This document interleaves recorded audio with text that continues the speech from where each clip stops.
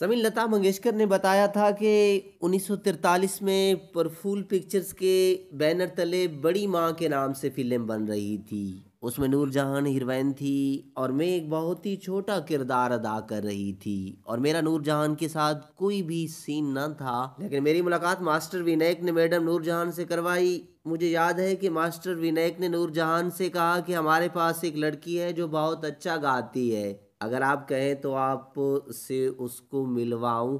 तो मैडम ने कहा कि ज़रूर, आप उस लड़की को बुलवाइए। मुझे बुलवाया गया और मैं वहाँ पहुँची तो नूरजहाँ पहले से बैठी हुई थी। मैं भी पास जाकर बैठ गई। मुझे बहुत डर लग रहा था। हम लोग मराठी फैमिली से थे, लिहाजा हिंदी बोलने से हिचकिचाहट महसूस करती थी। मुझे लग रहा था कि जैसे मैं नूरजहाँ के साथ अच्छी तरह से हिंदी में बात ना कर पाऊँ। अभी ये चीज सोच रही थी कि नूरजहां बोली, बेटा क्या नाम है तुम्हारा? मैंने कहा लता मंगेशकर।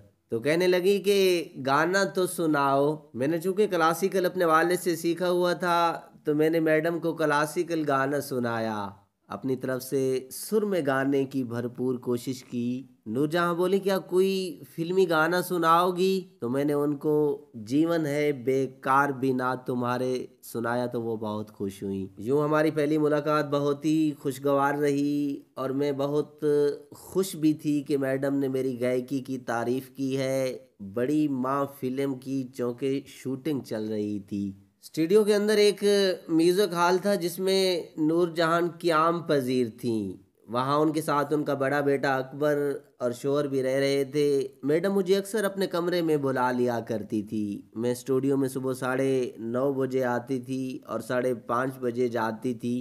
एक दिन मैडम ने मुझे रोक लिया, मैं रुक गई। उन्होंने मुझे अपने कमरे में बुलवाया, मैं चली गई। जब मैं कमरे में गई तो मैडम नमाज पढ़ रही थी। मैंने देखा कि नमाज ख़त्म तो मैडम मुसल्ले पर बैठी रो रही थी। मुझे बहुत हैरत हुई कि इनको क्या हो गया। जब वो जाए नमाज से उठी तो मैंने उनसे पूछा कि मैडम आप नमाज के बाद क्यों रो रही थी? तो उन्होंने कहा कि मैं रो नहीं रही थी, अल्लाह से दुआ मांग रही थी, जैसे आप लोग अपने भगवान से मांगते हो इस तरह मैं अपने अल्लाह से मांग रही थी। मेरी उम्र उस वक्त छोटी थी, लिहाजा मैं समझ नहीं पाई थी कि कोई मुसलमान क्यों इस तरह से दुआ मांगता है। समीन, आप भी इस वीडियो के बारे में एक कमेंट ज़रूर दीजिएगा।